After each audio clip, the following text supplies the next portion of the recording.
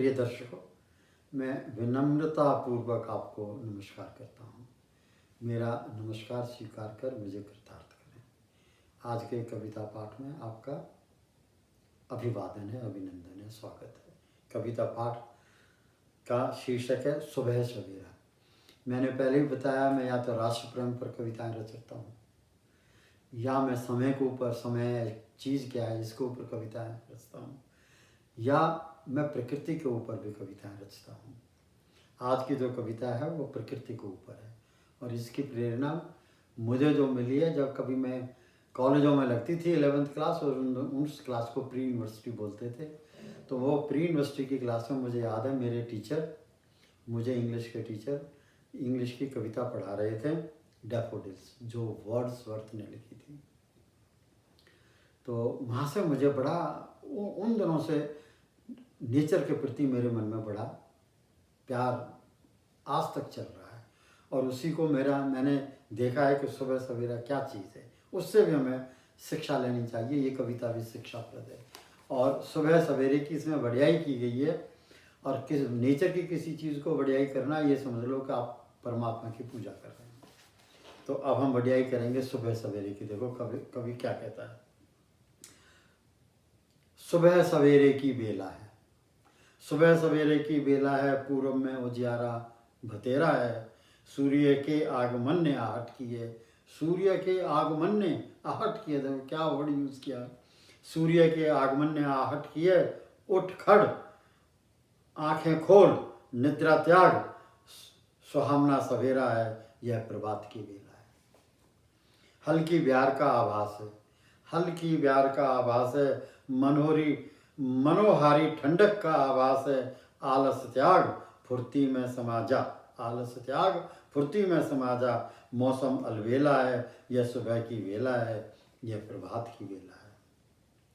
तारे भी अपने घर चले गए, वाह वाह, तारे भी अपने घर चले गए, अंधेरों के साए भी सिमट गए।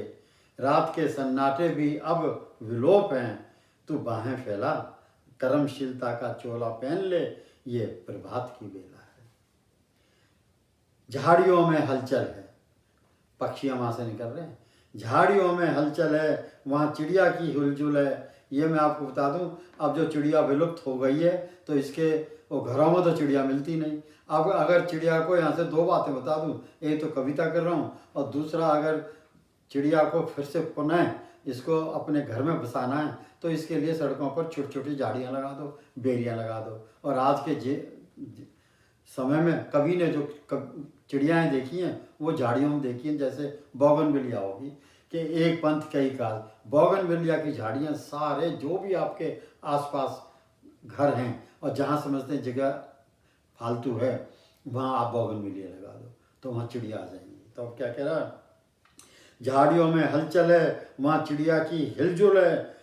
वृक्ष शिखर पर कोयल कूकती है, टहनियों पर बुलबुल की चाहट है, यह प्रभात की बेला है।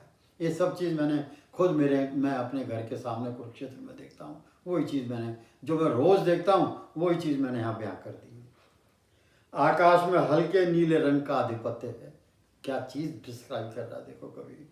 आकाश में हल्के नीले रंग का आधिपत्य है, ऊंची हवाओं में पक्षियों के समूह चलायमान हैं। पनघट पर पनहारियों का मेला है, गांव की गलियों में कृषक नंदी जोड़े हल ले चले हैं।